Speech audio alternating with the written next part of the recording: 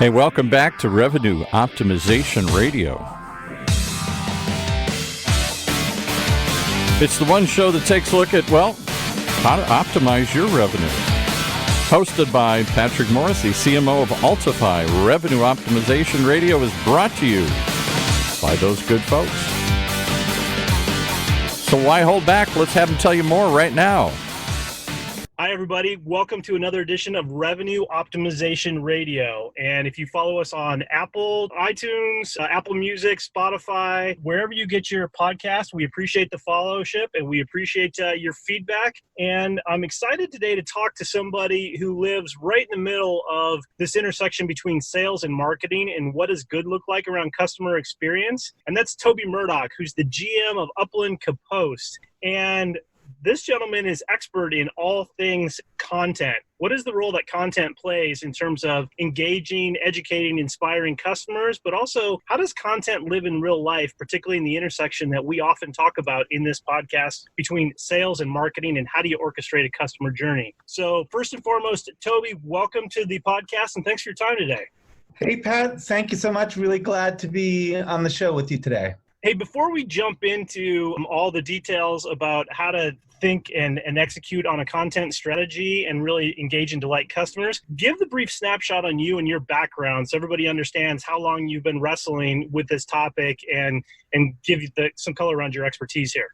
Sure, Pat. So 10 years ago, I founded a company called Kapost, software and services company focused on solving the content challenge for B2B marketers, particularly in mid and large companies. So customers like Salesforce, IBM, General Electric, et cetera, et cetera. Spent a lot of time talking to customers, learning about this challenge and developing solutions for it. Later this year, I'm going to publish a book called One Voice, which is all about how to solve this content challenge. So it's been the corner of the universe I've focused on for about a decade. And just recently, about 4 months ago, Kapost was acquired by Upland Software, and we are super excited to be part of the Upland team now. Fantastic. So you kind of touched on it, and it sounds like there's a whole book coming down the pike about it very rapidly that I'm excited to get my hands on. But give me the problem statement at a macro 50,000 foot level around content. Sure. So, Pat, I know as you talk a lot about on this show, customer experience is more important than ever, right? Customers are choosing vendors as much upon the experience they have interacting with that vendor as with the product or service itself. So customer experience is paramount, but our ability to deliver on our customer experience is really challenged. And that's because internally, we're chaotic in how we create content, which are the building blocks of customer experience. And that manifests typically in a really inconsistent and disjointed customer experience. So that's a problem that sales and marketing leaders are facing today. Absolutely. Well, and you also hit on, customer experience in the entire life cycle here. And it's interesting to me that if that's the problem about experience, everyone seems to think that the magic solution to all problems is content. Like if we just had better content or more content or regular content or some combination of all the above, it's going to magically be solved. Is that in any way accurate, or how do you even start to get your arms around it? I don't want to shut you down on your own show so into the broadcast, but I would say no. But I think you were pitching me a softball there. Better, perhaps. More, absolutely, is not the solution to the problem. It's really all about content working together. I think 10 years ago when content marketing came hot, there was this real worry and almost anxiety. Oh my gosh, we have to create so much content now. Go, go, go, more. And I think that really kicked off this problem. And I think we'll get into the details with this, that now, at least in the B2B world where we've focused, most organizations have content coming out of their eyeballs. They have excessive amounts, and that's all part of the problem that's confusing the end customer. So more content really isn't the solution. You kicked off, you mentioned there just a second ago about the rise of content marketing. Yep. It seems like content marketing had its 20 minutes in the sun. Yes. And now there's just the assumption that whatever else we might do in marketing or wherever we live in the revenue team, there's just going to be content that's available to me.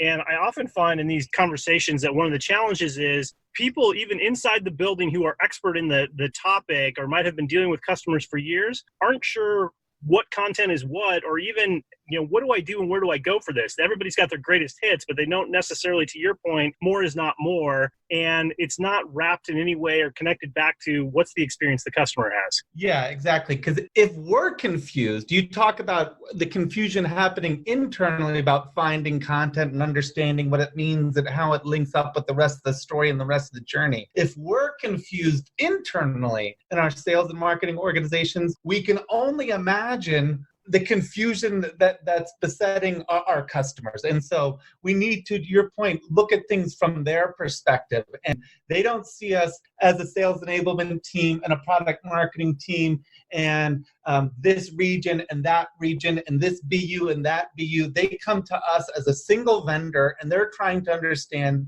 the value that we provide as a vendor and how it relates to them, and judge that relative to our competitors and other vendors. And so if we look at it all from that perspective, what we really need is less content, and it's the right content that all hangs together.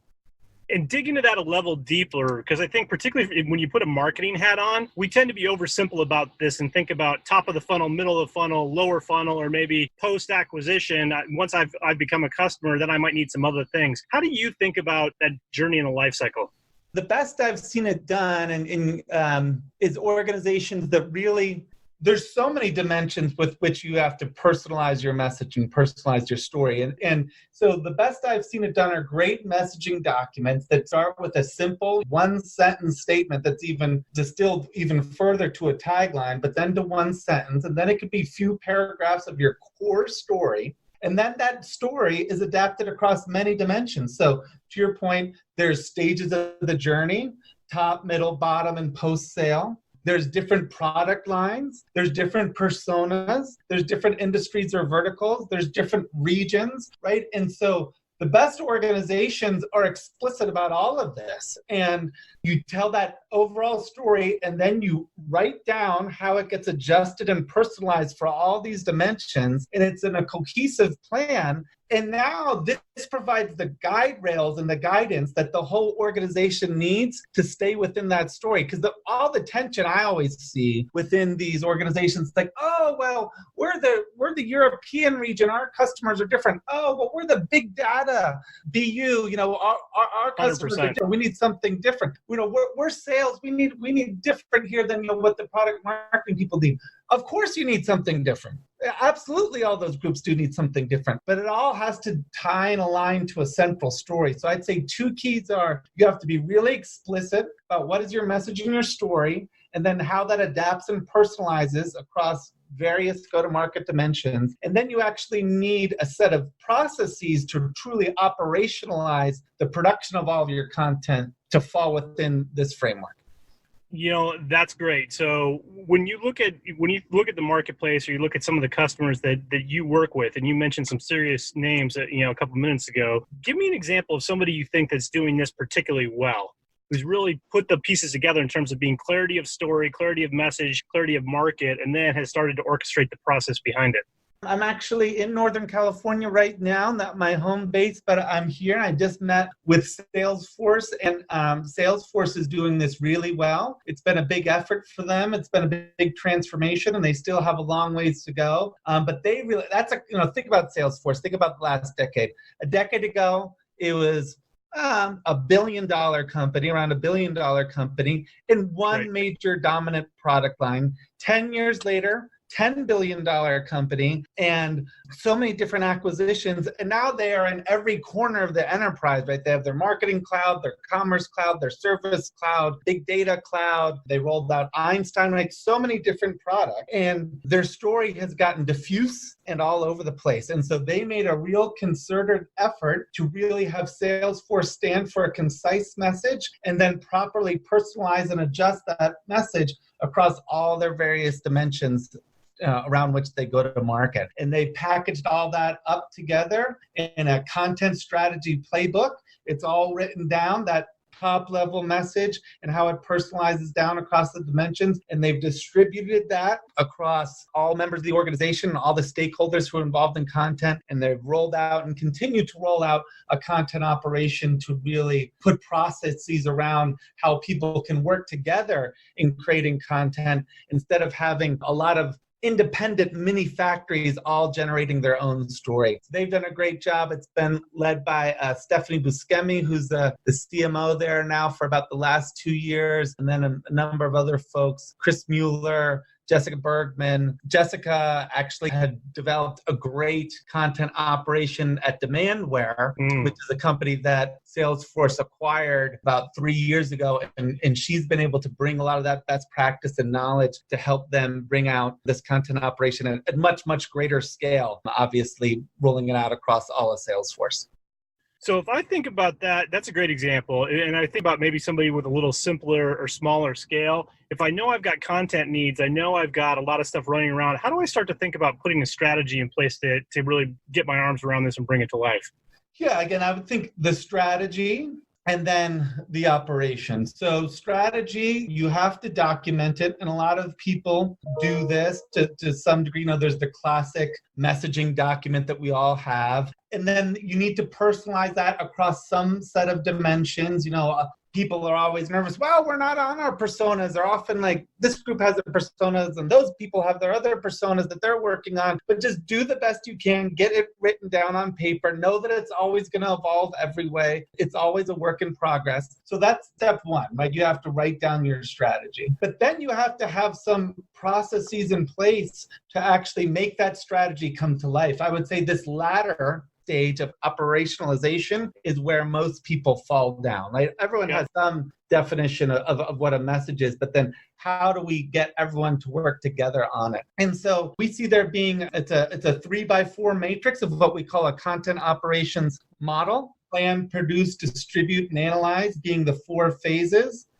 And then execution, collaboration, and governance being the 3 altitudes of management of the operation. And that forms 12 jobs to be done. I won't get into all those details, but my book has all those details. There are a lot of our materials have all those details. But just think you need to have a process by which the leadership team says, okay, here's our message. Here are the big themes and campaigns that we're going to develop over the course of the year. And then a way for formerly siloed teams who were historically working independently start working together. You want them to create less content and have them actually reuse content that they prepared together, and have a process by which people can execute this, get this done, have a plan, have calendars, have approval processes, have streamlined distribution, and have a set of metrics in place that measure how all this is performing. So those are the 2 pieces. You have to get your strategy in place and documented, and then you really need to roll out a methodology to make all this come to life, which again is what we call a content operation. You're hitting on some important things, and that's probably a good time to hit pause and take a break, because I want to get back into the operational elements here in a second. So we'll pause a minute to pay the bills, and then we'll come back with Toby Murdock, GM of Upland Software. We live in a subscription economy. You're only as successful as your customers, and that requires a mindset shift from what's our strategy for the customer to what's our customer's strategy and how can we help. Focusing on your customer's needs and providing value in every interaction is critical to building long-term relationships and sustained sales success. The challenge for most sales leaders and their teams is their sales process doesn't match how customers buy in today's digital world. Sustained growth and sales execution are impossible because the revenue team isn't aligned with consistent process and methodology to understand their customers' people and their problems. Altify's customer revenue optimization solutions activates the entire revenue team with a combination of strategy, methodology, and applications to help companies deliver more value to their customers. The result is increased sales velocity, improved win rates, and increased customer satisfaction. With a CRO strategy, now you can effectively collaborate across the entire revenue team to win new business and unlock more cross-sell and upsell opportunities. Built natively on the Salesforce platform, Altify helps revenue leaders and their teams achieve sustained revenue growth and sales success. Visit Altify.com today to see how they help accelerate sales performance for some of the world's best sales teams, including Autodesk, Comcast, GE, Honeywell, Salesforce, Tableau, and United Health Group. And with that, we hand it back to Patrick. And welcome back, everybody. When we were last talking with Toby and you were laying out a framework around content strategy and execution, how do you actually bring this to life? You hit on a 3x4 matrix, and I want to come back to that in a second, but maybe the place to maybe rewind, which is a little bit of how did this get to be such a giant problem? Give me the brief history of time from your perspective, Toby, as somebody who's been in the front row and has seen this film for many years now, of how did we get to a point where it is such a heroic effort for a lot of organizations to really be simple and strategic and repeatable in terms of having a content strategy and a framework that really helps them drive the right kind of behaviors with customers? Great question, Pat. Well, I think, I like to harken back to older days, simpler days, say 10, 15 years ago in the sales and marketing world. And how we went to market was a lot more basic. We had a sales team and marketing basically supported them. Maybe they'd throw some events, put some ads in trade magazines in the B2B world, but that was about it. But then the internet had to come in, and it made things a lot more complex and a lot more confusing. And we had these very demanding customers who wanted to get as much or more of their information through digital channels as they did through the people channels of sales teams. So we had to have a web channel and a blog channel and a social channel and a video channel and a webinar channel and an email channel and on and on and on. And so we had to stand all these up, and then we freaked out and said, oh my God, all these require so much content. Let's produce more and more content. And everyone was getting graded in terms of the metrics of their individual channels and how many views or opens they all generated. So we had an explosion of activity in lots and lots of different silos to get all this content created to meet this digital demand. And not to mention the need to continue to support with content the core channel of the sales team and the post-sales team. So you add on to that complexity, the existing complexity of multiple regions and multiple BUs, and pretty soon we have all of these fractured teams all across the organization creating their own content and really getting our message way out of control and our story being told differently all over our organizations. And why this internal chaos matters is how it impacts our external customer experience, right? So we can all be doing a great job as individual parts of the organization, but if at the top of the funnel we're telling our customer ABC, and then our nurture campaigns are saying XYZ, and then our salespeople are saying 1, 2, 3, it doesn't matter how all those are performing individually. The customer's head is spinning and wondering, what is this vendor really all about? So we've created this external confusion and disconnect in our customer experience just at a time when customers' expectation for their customer experience are higher than ever. You know all about all this, and I'm sure your audience does, right? As things like Uber and iPhones have come out, not only in our consumer lives, but in our B2B lives, we have sky-high expectations for how we interact with vendors. And so just as customer experience, its importance is reaching new heights, our ability to deliver has been hijacked by our own internal complexity. So this is kind of the situation that we've got ourselves in. And instead of just trying to fight these fires by putting more and more content out in the market, we need to hit pause, look internally, and try to reorganize how we get it done internally, actually create less content, the right content, more consistent content, so our customers enjoy a coherent, consistent experience across the entire journey. So to that point, what would be your guidance in terms of how to set the framework in place to build the right content and to build a program to deliver consistent content? Because I think particularly when you laid out your 3x4 framework and went through plan, produce, distribute, and then analyze, lots of people have a plan. Then there's production, which is a heavier lift. It's always a heavier lift than you think it's going to be to produce it. And then the wheels come off the bus at distribution, much less analyze, to your point a second ago. So how do you think about putting that together? All those 4 pieces. So one, part of planning, even upstream from planning, really is getting that strategic framework in place that you and I talked about. And then in planning, the key is to say, hey, let's do more by doing less. Let's all work together and say, okay, here's the big theme and the big story we're going to tell.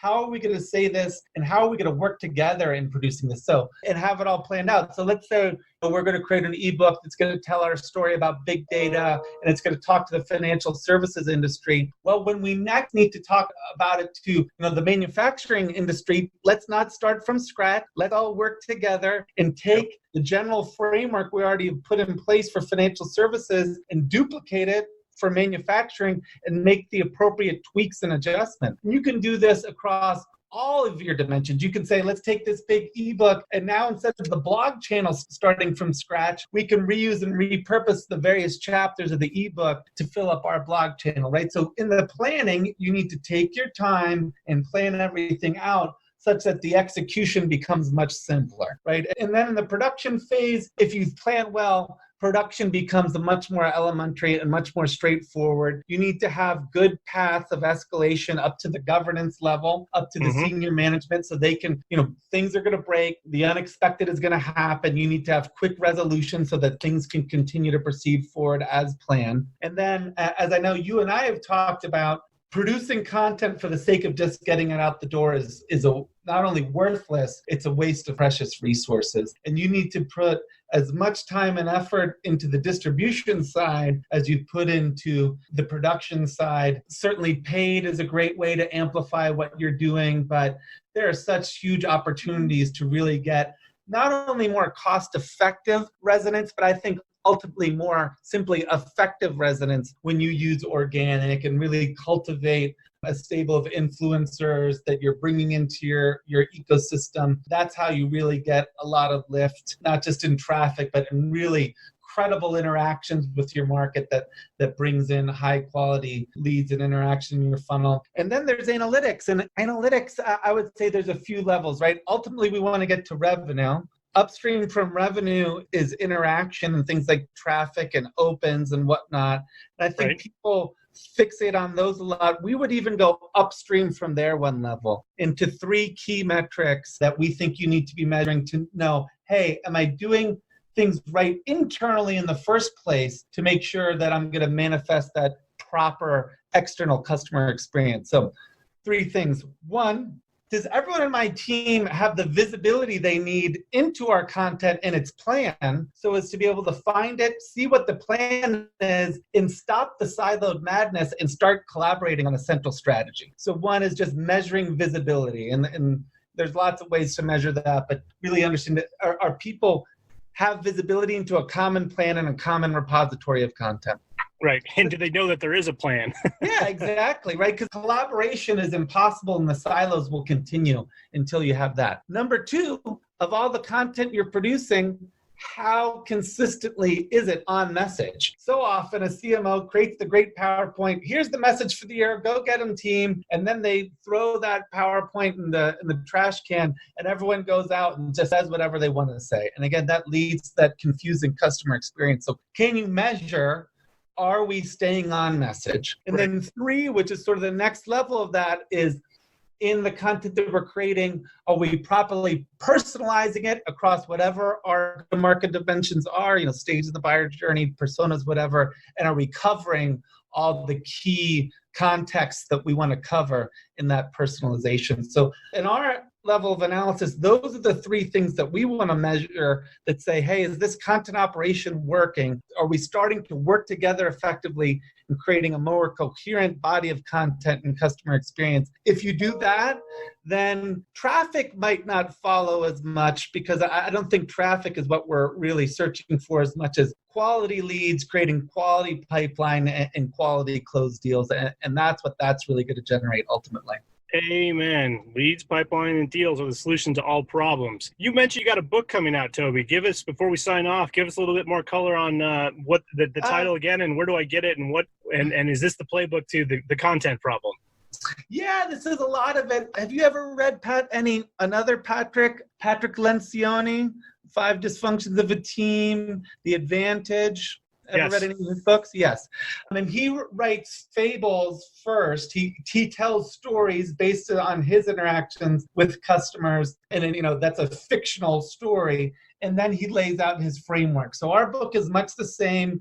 It's a fictitious company called Securita that I've written about, and kind of, again, in an imagined fictitious way in different blog posts through the years. We've done a whole story about the rise and fall of the marketing regime, and the new folks come in and they roll out a content operation, and guess what? They're happily ever after. So we tell that story first so people can really understand the experience of what it's like to manage content better in an organization. And then we get into the frameworks and the metrics and more of the conceptual side. And so it's going to be called One Voice. It should be coming out in December. And if you search for Upland Kapost, you'll find it with us. We'll be selling on Amazon. It'll be sold on hard copy. And frankly, we are anticipating so many sales that they're taking down extra trees in Oregon just to have enough paper for it. So it's going to be big. Fantastic. So save the world, make the world safe for content by buying One Voice, because it comes out in December. So last question I love to ask guests, and something I stole from Matt Hines, is give me an example of somebody that you've worked with, either work with now or work with in past lives in marketing, sales, revenue, that, something you learned that you pass on and take with you in your day-to-day life. Well, so this is in general. This is sales and marketing in general. Yeah. Well, you answered however you see fit.